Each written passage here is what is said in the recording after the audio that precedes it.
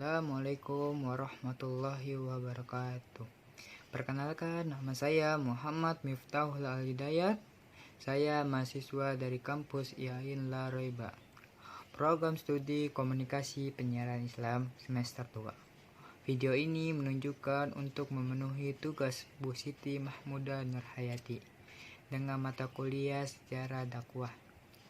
Judul saya sampaikan video kali ini adalah sejarah dakwah Nabi Muhammad SAW.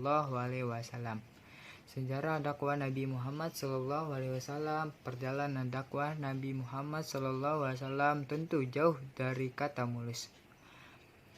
Banyak rintangan dan cobaan yang dilalui Rasulullah SAW selama berdakwah.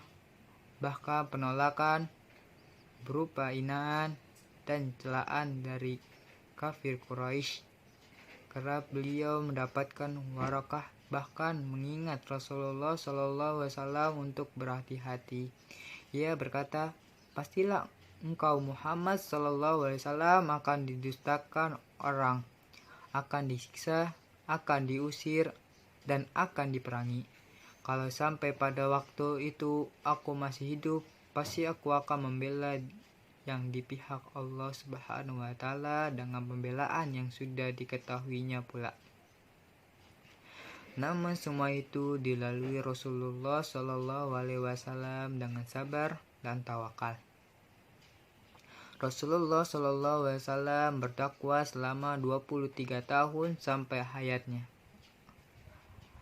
Dari 23 tahun masa kerasulannya, 13 tahun dihabiskan Rasulullah SAW dengan berdakwah di kota kelahirannya, yaitu Mekah. Sedangkan 10 tahun sisanya dihabiskan dengan berdakwah di kota Madinah. Dalam 3 tahun awal masa dakwahnya di Mekah, Rasulullah SAW berdakwah dengan cara sembunyi-sembunyi.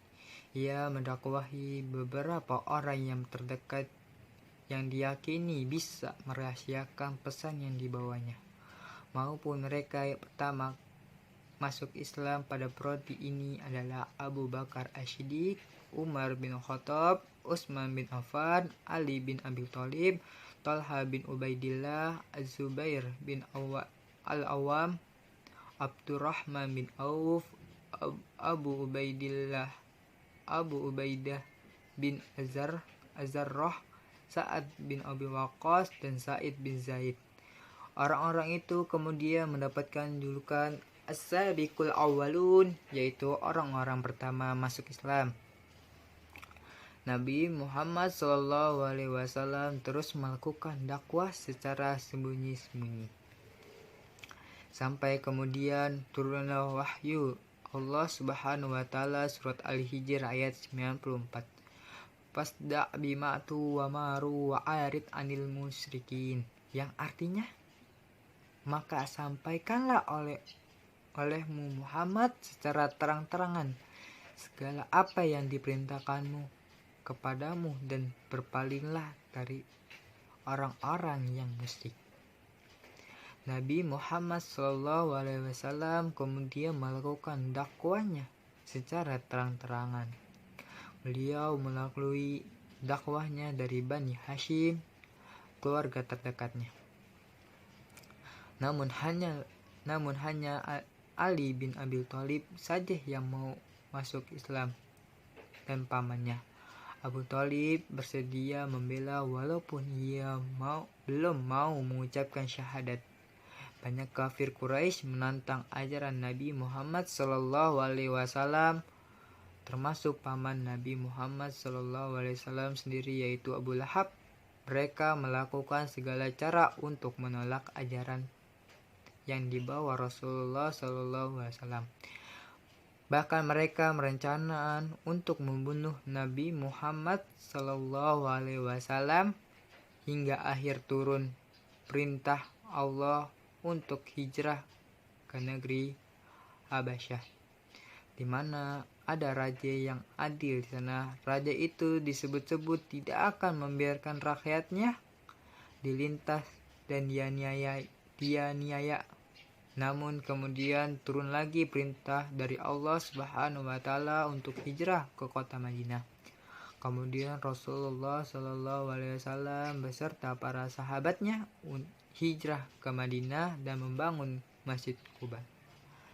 Masjid ini dijadikan sebagai tempat salat dan tempat menyusut tugas-tugas dakwah. Pembangunan Masjid Quba berjalan dengan lancar dan Nabi Muhammad SAW pun turun mengulurkan tangannya dan menyelesaikan pembangunannya. Rasulullah SAW berdakwah sampai akhir hayatnya hingga akhir Rasulullah wafat pada hari Senin Rabiul Awal tahun 11 Hijriah di usia yang 63 tahun. Semua perjuangan Rasulullah SAW telah membawa Islam dari zaman jahiliyah menuju peradaban Islam yang cerah. Sekian dari saya. Assalamualaikum warahmatullahi wabarakatuh.